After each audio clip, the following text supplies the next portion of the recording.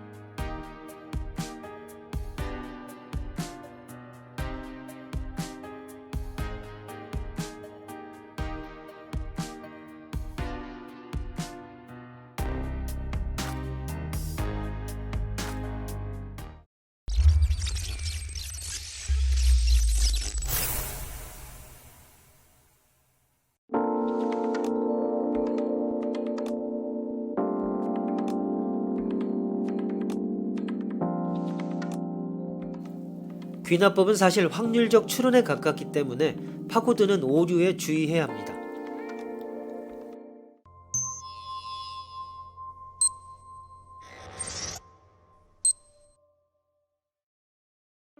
지금까지 태어난 인간은 모두 신장 3m 이하였다.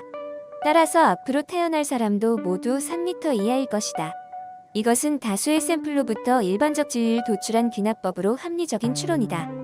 비슷한 귀납적 추론에 따라 다음과 같이 논증해보자. 이제까지 태어난 인간은 모두 서기 3000년 이전에 태어났다. 따라서 앞으로 태어날 인간은 모두 서기 3000년 이전에 태어난다. 즉, 서기 3000년 이후에는 인간은 태어나지 않는다. 따라서 인류의 멸망이 가깝다. 이 추론은 형태로서는 충실한 귀납법이다. 그러나 틀렸다는 것도 분명하다. 뻔한 궤변인데 정확히 대답하려고 하면 의외로 어렵다. 어디에 문제가 있는가?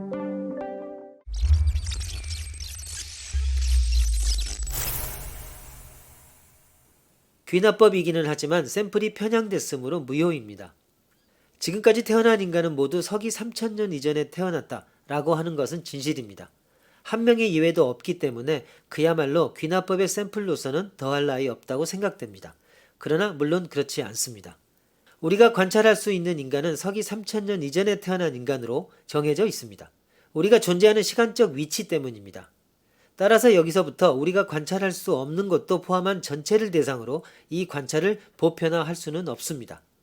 귀납법의 올바른 적용을 위해서는 관찰된 것이 우연히 관찰되지 않았던 것도 포함한 전체를 대표하는 전형, 임의적인 샘플이 아니면 안 됩니다. 자주 사용되는 비유로 말해봅시다. 호수에서 그물을 사용해 하루 동안 낚시를 했는데 잡아올린 모든 물고기가 길이가 1cm 이상입니다. 그러면 이 호수에 있는 물고기는 모두 길이가 1cm 이상이다 라고 결론 내려도 좋은가? 이를 위해서는 그물의 성긴 정도를 확인하지 않으면 안 됩니다.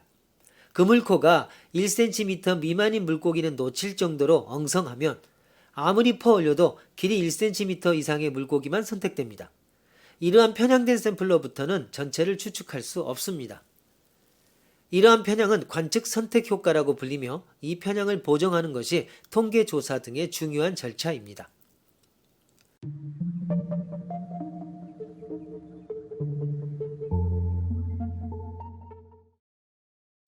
올바른 연역 논증은 그 전제들이 모두 올바르다면 결론도 반드시 올바르다고 확신할 수 있습니다.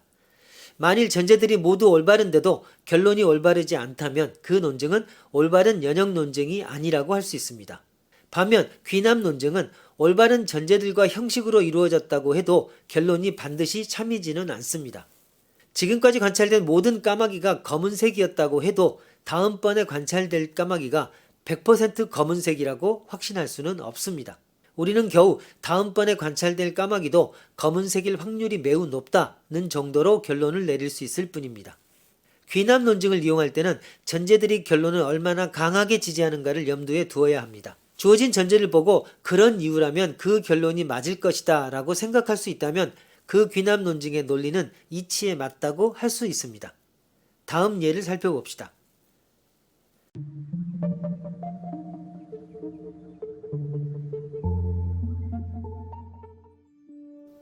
나는 어제 이 호수에서 물고기를 한 마리밖에 잡지 못했는데 그 물고기는 붕어였다. 그러므로 이 호수에는 붕어가 살고 있다. 이 논증은 연역 논증인가 귀납 논증인가? 많은 사람들이 올바른 연역 논증이라고 생각할 것입니다. 전제가 올바르다면 결론이 거짓일 수 없을 것처럼 보이기 때문입니다. 그러나 위의 논증의 전제가 사실이라고 해도 결론은 거짓일 수 있습니다. 어제 잡은 붕어가 그 호수에 살았던 마지막 붕어였을지도 모르지 않습니까? 그렇다면 이 호수에는 붕어가 살고 있다는 결론은 거짓이 됩니다. 나는 어제 이 호수에서 물고기를 한 마리밖에 잡지 못했는데 그 물고기는 붕어였다. 이 호수에는 붕어밖에 살지 않나 보다. 이 논중에서는 전제들이 결론을 강하게 지지해주지 못하고 있습니다. 그러나 그렇다고 결론이 반드시 거짓이라고 말할 수도 없습니다. 전제와 결론이 서로 모순되지는 않기 때문입니다. 즉 이 논증은 귀납 논증이긴 하지만 약한 귀납 논증이라고 할 수 있습니다. 이 논증과 같은 결론을 더 강하게 지지하기 위해서는 더 많은 사례가 필요합니다. 다음 예를 살펴봅시다. 최근 몇 년간 나는 이 호수에서 1000마리 이상의 물고기를 낚았다. 그런데 그 물고기들은 모두 붕어였다. 이 호수에는 붕어밖에 없나 보다.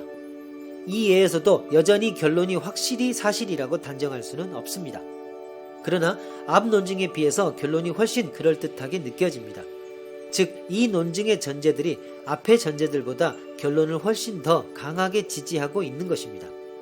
그러므로 이 논증이 더 강한 귀납 논증이라고 할 수 있습니다.